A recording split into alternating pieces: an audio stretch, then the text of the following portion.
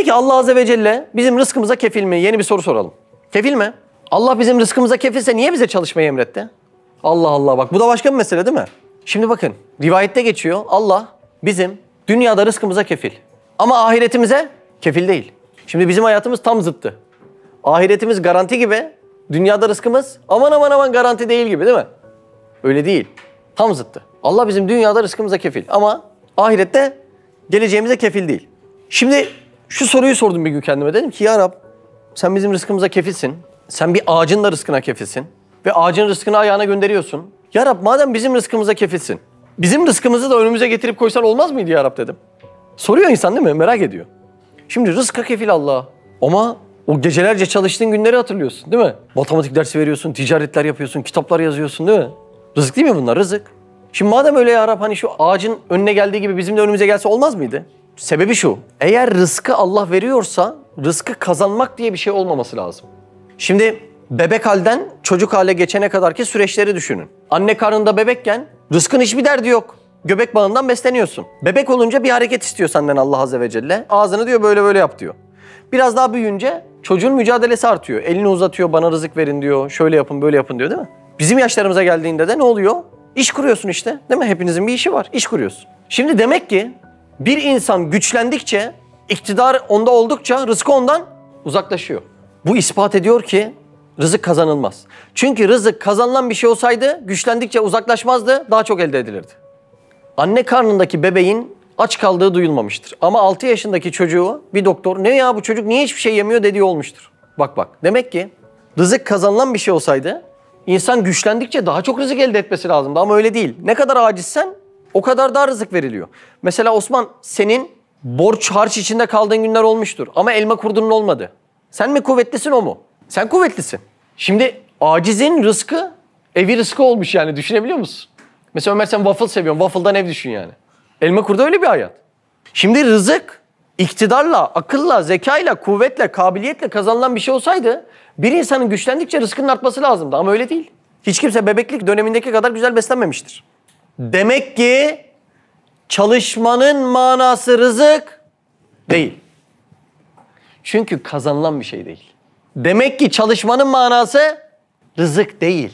Nedir o zaman çalışmanın manası? Bizi ataletten kurtarmak. Malların değişimi. Yani sen ne satıyorsun? Demir. Sen ne satıyorsun? İşte mal taşıyorsun, un. Sen ne satıyorsun? Siz kereste satıyorsunuz. Siz ne satıyorsunuz? Züccaciye satıyorsunuz. Şimdi sizin sattığınız her şey dünya hazinesinin ambarında. Sen onu veriyorsun, öbürü sana tişört veriyor. Sen tuğla veriyorsun, o sana gözlük veriyor. Yani baktığında dünya hazinesindeki malları değişiyorsun. Kazanılan bir şey yok. Var olan bir şeylerin takasını yapıyoruz. O zaman aynı soruyu tekrar sorayım. Ya Rab, neden ağaç gibi direkt önümüze gelmiyor?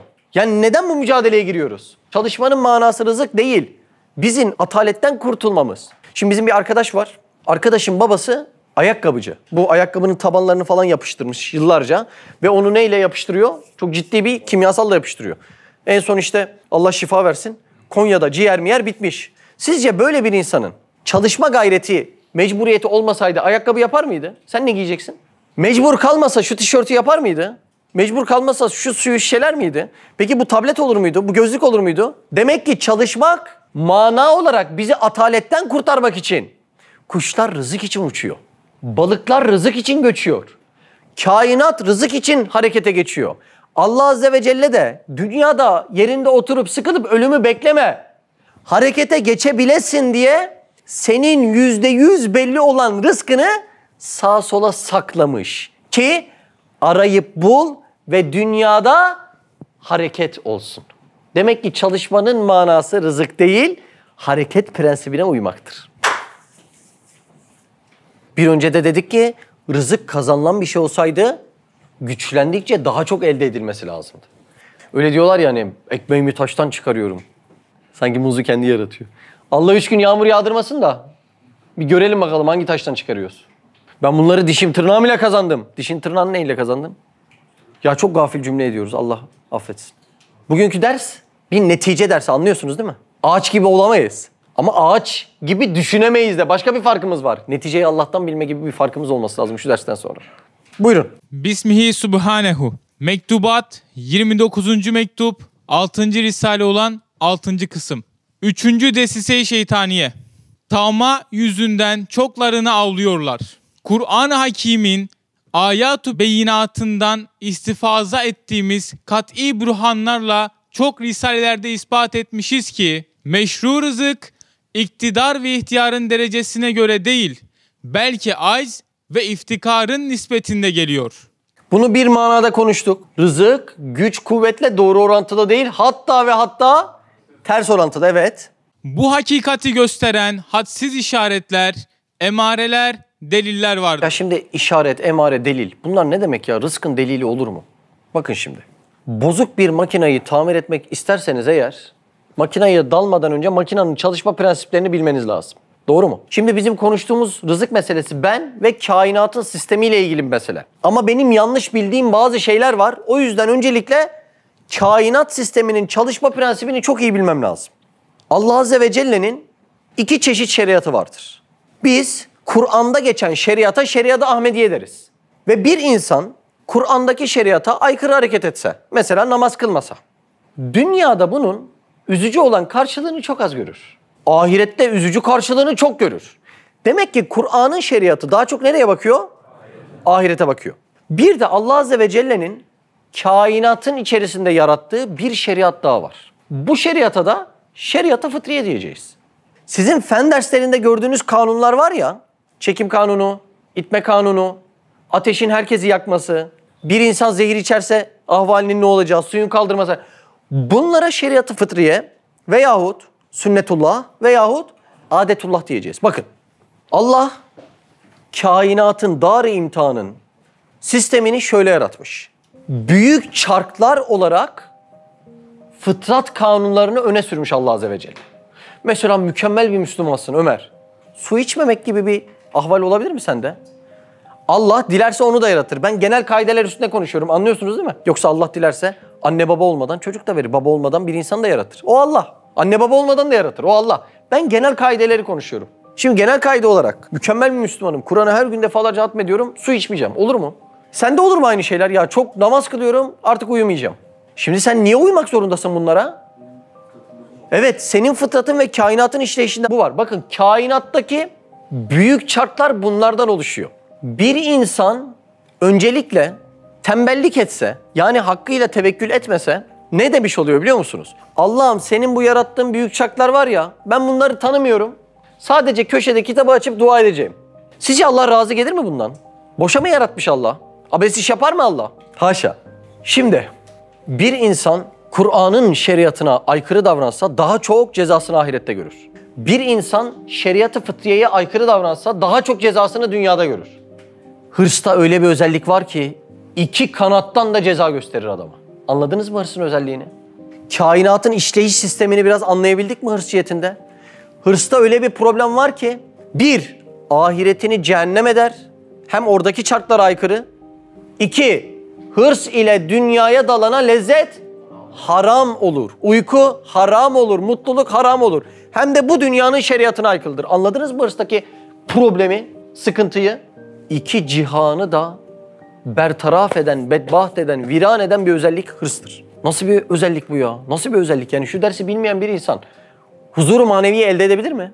Ben çok mutlu olacağım diyebilir mi?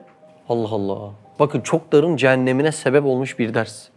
Buyur. Bir nevi zihayat ve rızka muhtaç olan eşcar yerinde durup Eşcar ne demek? Ağaçlar, evet. onların rızıkları onlara koşup geliyor. Normalde güçlü olanın yemesi, zayıf olanın ezilmesi lazım. Doğru mu? Şimdi güçlüler hep ayakta kalsa zayıfların nesli de tükenirdi. Hani böyle kaideler var ya. Ama dikkat edin, adım atmayı bilmez en acizler sürekli rızkına ulaşıyor. Kimden bahsediyorum? Ağaçlardan. Ama senin gibi kabiliyetli insanlar arada aç kaldığı oluyor değil mi? Demek ki bizim kainatın çarklarıyla ilgili fabrikanın yapısını bilmeme gibi bir problemimiz var. En güçlüler leş yiyor, yanında en aciz yavrusu var löpet yiyor. Öyle olmuyor mu? Belgesel izliyor musunuz? Aslanların aç kaldığını, o karınlarının, midelerinin böyle iç içe yapıştığına şahit oldunuz mu? Oldunuz. Ama kendisi aç kalsa bile yavrusuna yediriyor. Şimdi burada garip bir sistem var değil mi? Normalde o kadar güçlü, kuvvetli, ormanın kralı olan aslan, kurnazlığıyla bilinen tilki, bunların rızkı en çok elde edenler olması lazım. Ya da dev gibi kutup ayısı bir balığı yakalayabilmek için 40 takla atıyordu. Ama bu kadar kuvvetlisin, bu kadar zekan var, bu kadar kurnazsın. Ama belki adım atmayı bilmeyen, aciz kalmış, iftikar yani fakir kalmış, yavruları löpet yiyor. Kendileri leş bile bulamadığı oluyor bazen. Ne demek bu? Demek ki rızık kazanılan bir şey değil demek. Bizim koşturmamız, çalışmamız rızık kazanmak için değil. Ataletten kurtulup kainata hareket vermek için. Bakın çok muazzam bir hakikat ya. Allah Allah. Hayvanat hırs ile rızıklarının peşinde koştuklarından ağaçlar gibi mükemmel beslenmiyorlar. Ya ormanın kralı aslan ya. Çocukken izlemediniz mi çizgi filmleri? Aslan kral. Ormanın kralı aç kalıyor ya. Bahçede ot var. Hiç aç kaldığı yok. Demek bu zekayla, kuvvetle, kudretle alakalı bir iş değil. Başka bir olay var işin altında. Evet. Hem hayvanat neviinden balıkların en aptal, iktidarsız ve kum içinde bulunduğu halde mükemmel beslenmesi ve umumiyetle semiz olarak görünmesi, maymun ve tilki gibi zeki ve muktedir hayvanat su-i maişetinden aliz ve zayıf olması gösteriyor ki vasıta-i rızık iktidar değil iftikardır. Rızkın sana gelmesi iktidar güç kuvvet değil. Tam zıttı iftikar. İftikar fakirlik demek ama bize bakan yönü başka. Bize bakan yönü ne demek biliyor musunuz? Kendini Allah'a karşı fakir bilmek demek. Bize bakan yönü. Yoksa biz birbirimize her gün ben fakirim diyerek bu iş olmaz. Biz Allah'a karşı kendimizi fakir bileceğiz. Zaten Allah'ın bize bu kadar ihtiyaç sahibi yaratmasının sebebi ne? Kendi sonsuz karşılayıcı. Sonsuz karşılayıcı ancak sonsuz aciz ile birleştiğinde anlamlı olur. Seni niye bu kadar aciz yaratıyor? Her gün acıkıyorsun. Her gün canın çay istiyor, bisküvi istiyor, çikolata istiyor, su istiyor. Niye bu kadar acizsin? Bunları yemesen olmaz mı? Olmaz. Sen niye bu kadar acizsin? Çünkü bu kadar sonsuz var. Onu karşılaman lazım. Anlamlanması lazım. O yüzden buradaki iftikar manası şu değil. Gariban kaldım, evin başıma yıkıldı. Ya dünya senin olsun. Gene aciz değil misin Mehmet? İhtiyacın olan şeyleri hayatından çıkarabiliyor musun? Bir suyu, bir ekmeği, bir yemeği. Demek iftikarın manası burada. Allah'ım ben sana karşı sürekli fakirim. Fakir demek ihtiyaç sahibi olmak demek.